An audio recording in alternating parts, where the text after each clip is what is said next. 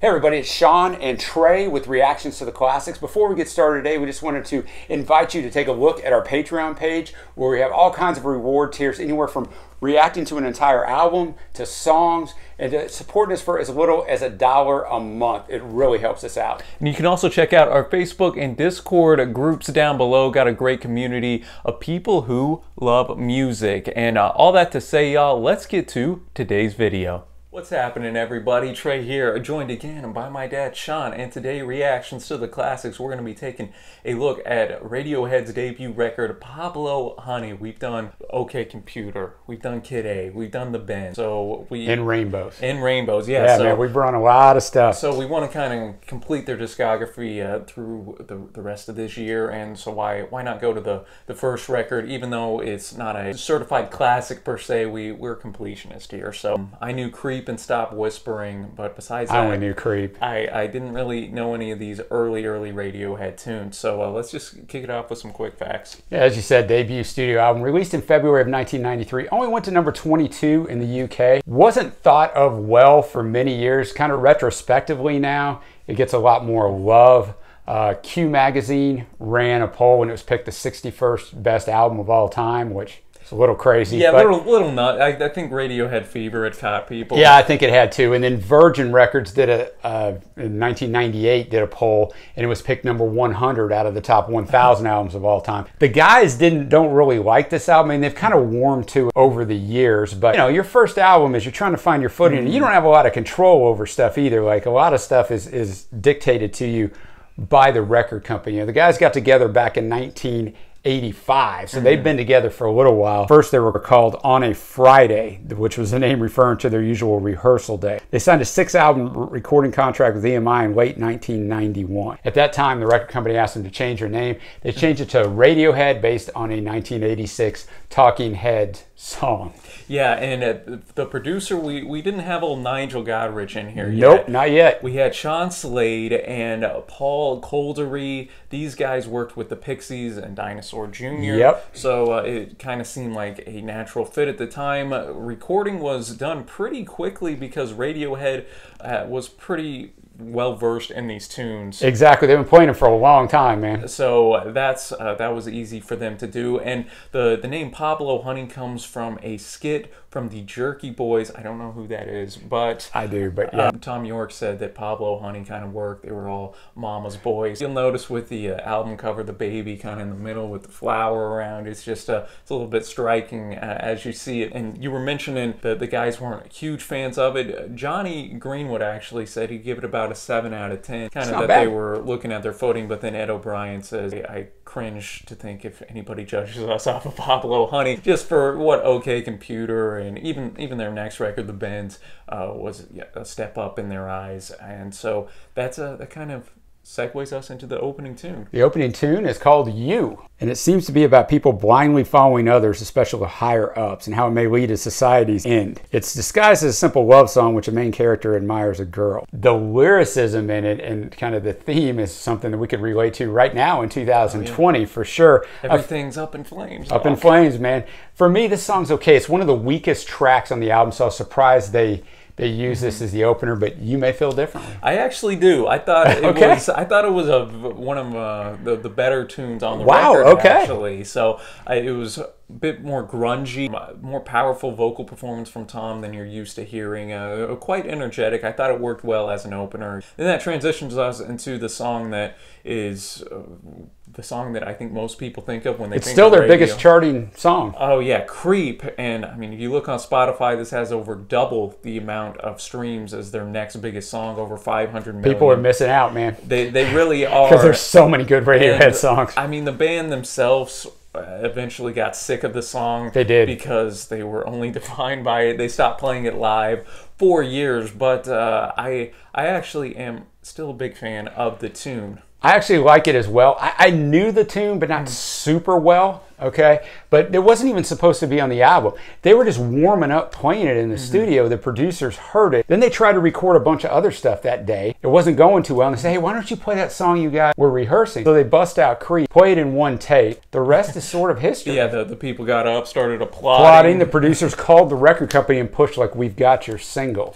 And what the song's about is partially off of real life, or a girl Tom was infatuated with, and she actually showed up to one of his gigs, and that kind of reflects the tune in here. This guy, he sees a girl, she's so special, she's like an angel. He himself kind of has that self-deprecation. He doesn't feel that he's worth it and good enough. And my favorite part of the song's in the bridge, where we get the great Selway drum fill, and just kind of climax of the song where it's like run, run, run, and then it just boom, all hits at a head. So I'm a big fan of the tune. When they originally released it in the UK, it went to number 78 and only sold 6,000 copies because Radio 1 found the song too depressing and refrained from playing it. They moved to a second single, which we'll get to in a little bit, Anyone Can Play Guitar, to promote Pablo Honey, and released a non-album single, Pop Is Dead. In one of those weird stories, there's a DJ in Israel, of all places, and one of the record company guys gave him a copy of Creep, and he starts playing it, and all of a sudden it starts blowing up all over. And then the song's re-released, and now, like I said, becomes their biggest hit. Well, I know Radiohead is massive in Israel, and I never knew why in particular, but now you know why. Yeah, it's a strange place to get kind of have your career catapulted up, but whatever works, man. And then that moves us to how do you, this was definitely more basic, I thought, than the first two tunes. A song that I think is better played live. Really, it talks about this guy. He's kind of a scumbag in the song. Yeah. But at the end of the day, I think even scumbags will then just go right up to you and be like, "Oh, how do you do?" type of thing. Kind of forgettable for me. Me too. Driving guitars on this one for sure. I mean, it's only a little over 2 minutes long. Yeah, it's short and sweet. It's short and sweet, so that works for me. And that takes us to Stop a Whispering, which was released as a single in '93, 23 on the U.S. Modern Rocks charts. Written as a tribute to the Pixies, one of their oldest songs. Stand Up For Yourself, How I Take This One. It's 5.5 minutes long. Once again, great guitars. The guitar work on this album particularly really stands out and gives it a different sound than some of their other stuff. Absolutely. That's what I had in my notes, that Johnny really stood out. Had some watery type of effects in here. And yeah, I think that it has a good message to just stand up, shout, say what you want to say, and there's even some very short but powerful like shouting lyrics at the end. Yeah. I thought that was a nice touch. Because the tone is like, people sometimes try to hold you down, people in authority, and so you don't always want to go meekly away from them. They kind of got to understand the time and place, but I liked it. Yeah, stand up. Don't just put up with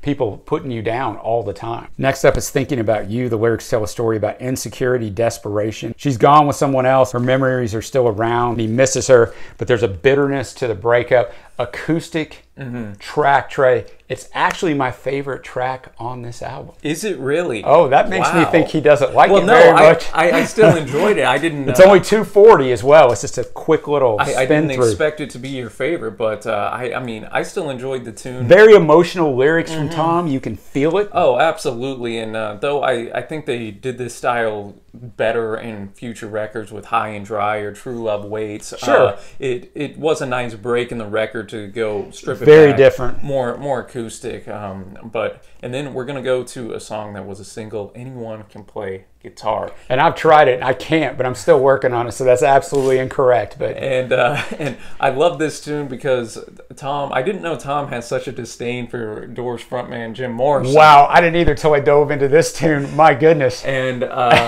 he mentions Jim here. Essentially, the theme of the tune, it's a very Radiohead-esque tune where it's like, don't get caught up in the fame and wanting to be a rock and roll celebrity and star, because at the end of the day, anyone can play guitar, baby. And I think Tom's just kind of saying the craziness, how we prop up these rock stars who at the end of the day, hey, they can just play guitar, and some of them might not be the best human beings. An interesting perspective, since it's a debut album and they're not famous and rich yet. So it's a really interesting perspective to have. Sometimes you would think someone, after they'd achieved it all and kind of became a little disdainful of fame, would send this message out. But yeah, I thought it was a good message. I thought if you love the Doors or Jim Morrison, we've done their entire discography. I mean, the Doors are good, but it was an interesting. Oh yeah, it was an interesting thing to go after Jim Morrison in your debut album. But hey, man, I respect it, Tom. That's what I like about Tom. He never holds back on his thoughts or beliefs, and even if people don't like it, he don't care, man. And of course, the guitar in here itself is pretty darn. It's got to be. It's got to be with that title, as you would expect. And then we're gonna move now to the B side, a side that I thought was definitely weaker than the A side. We start with Ripcord. This one was a tune that I enjoyed the theme, maybe because it's relatable to me, because it talks about kind of that transition from childhood to adult responsibilities. Right. You're jumping out of a plane, but you got no ripcord. Because when you're young, you can't wait to get older so you can do everything. But then one day it hits you when you get older and you go, oh man, it happened for me when I got out of college. I couldn't wait to get out of college, hurried up, did everything. After about my first month of working, I woke up one morning and went, man, this is what I was in a hurry for the rest of my life. I have all these responsibilities. So enjoy life while you can. So yeah, Tom's I think he's kind of warning in a subtle way of don't be in such a hurry. Once again, fantastic guitars on this song. Yeah, absolutely. And it wasn't my favorite or anything. No, mine neither. I enjoyed the theme of it. I did too. And then we go to a song that I definitely think is fillerish. It's Vegetable. Yeah, I'm with you. It wasn't bad for me. Once again, I know it's a repeating theme. The guitar work is good on this. That was a standout for me on this one. Yeah, we have Tom at one of his most angriest moments on this record here, noting that your words surround me and asphyxiate and I burn all hate. And he also defiantly quips, I spit on the hand that feeds me. I will not control myself. So a little different kind of Radiohead-esque topic in this one, but I thought it was ultimately just okay. It was okay. And then we're going to move now to track number 9. Prove Yourself, which I think it's just basically talking about doing nothing with your life. Kind of talks about, mentions TV in there. It's only about 2.5 minutes long. Yeah, this actually had quite the catchy chorus in it. It did. And it did. Have kind of the foundation for the technological themes that are ever so present on OK Computer. Got that right. And later on in Radiohead's work, whenever he notes that we're hooked up kind of to the TVs. And you can always see right now, and fast forward, how we're hooked up to the phones as well. Absolutely. And almost in there it says we'd almost be better off dead. But then I think the Prove Yourself is like, well, if we really believe that, we would do it. But everybody still, I think, has that in the back of their mind. Oh, this really sucks, this life around us. But I'm still thinking there's going to be something that's worth holding on exactly. for. And I thought it was a solid tune. And we're going to keep on trucking through this record to track number 10, I Can't. This, I think, goes out to everybody who's ever been fearful of what life holds for them. And it kind of goes with a little 1-2 punch with track 11, Liturgy. I especially enjoyed the line, it keeps rattling my cage and there's nothing in this world will keep it down. I think that there was a wonderfully, surprisingly uplifting guitar solo at the end. This was a hidden gem for me. It was me too. I very much enjoyed it. This song's about low self-esteem. The next song, Liturgy, is more about self-deprecation. Yeah, I enjoyed this one. Liturgy was not bad for me either, the next track. Yeah, I thought Liturgy worked well in the little 1-2 punch. Yeah, me too. But as a standalone track, I don't know if I'd go back and listen to it. I wouldn't either, but yeah, I think the theme works well. I think I Can't was definitely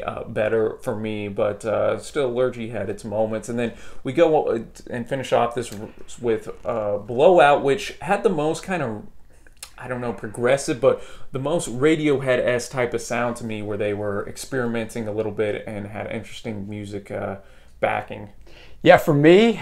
Oh, we're getting hot takes. We're getting hot takes in here. For me, I wish this was an 11-track album. So we are definitely different on this. So I'll throw it back to you, because I guess you think I am crazy on this. No, Sean, Blowout is top 3 song on the record, in my opinion. Wow, okay.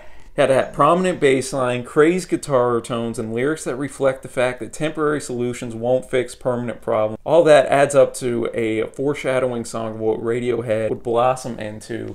Themes of fragility and depression. Greek mythology throughout here. Exactly. So, for me, I thought it was the very early glimpses of the greatness Radiohead would be later on. Oh, I 100% agree. They're great. They're one of my top 3 favorite bands of all time, but this one just didn't do it for me. No, I respect it, man. I think we're going to have different favorite tracks, so let's get to that. For me, I Can't.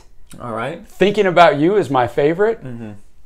Do I want to throw Creep in there? Some people I'm love throwing it. Creep I'm throwing in here, Creep in man. there. So those are my three. Mine would be Creep, Blowout, and even though it's kind of basic, Stop Whispering. I enjoyed all of those. And now we're going to get to our overall score of the record. So I think this record suffers a couple things, and when you look back critically, people compare it to their acclaimed, highly acclaimed records. And we've talked about that. It's really hard when you review stuff not to compare an artist to an artist, right? It was very difficult when we went through the Beatles discography of like, and it's very difficult in Radiohead because, like I said, they're one of my top favorite bands of all time. So I don't want to go here and compare it to OK Computer or In Rainbows because I just need to let it stand where it is. But yeah, exactly. I think if this was the only album a group came out with, it'd be looked at as a very good Britpop, I agree, early to mid '90s record. As it stands, though, there were definitely some standout tracks, some great, I think, guitar work, and the guitar work's fantastic. Music that you could tell they progressed on the bends, and obviously OK Computer. B-side Suffer, there is filler on here for sure though as well, but all in all, I think it's just it's a solid record. I'm feeling like a 6.25 on it.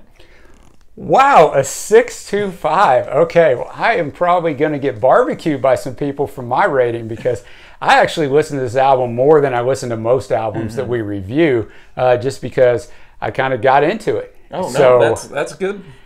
So I'm going to be at an 8.0 on this album. So coming in with that. No. So I imagine we're going to have some interesting comments. I really do want to know what you Radiohead fans think. No, I enjoy the fact we had some differing views on it. I do think this record is overhated just by probably the general public as well, because they also look like, oh, well, you guys like Radiohead? Well, look at Pablo. You know, at the end of the day, though, I think it was solid, man. So let us know what you think of it down below. As always, I'd appreciate the research. Enjoyed it. And be sure to give us that big thumbs up, as well as hit that big red subscribe button. You know, we upload every single day. So until next time, happy listening, my friends. Thank you so much for watching, and we will see ya.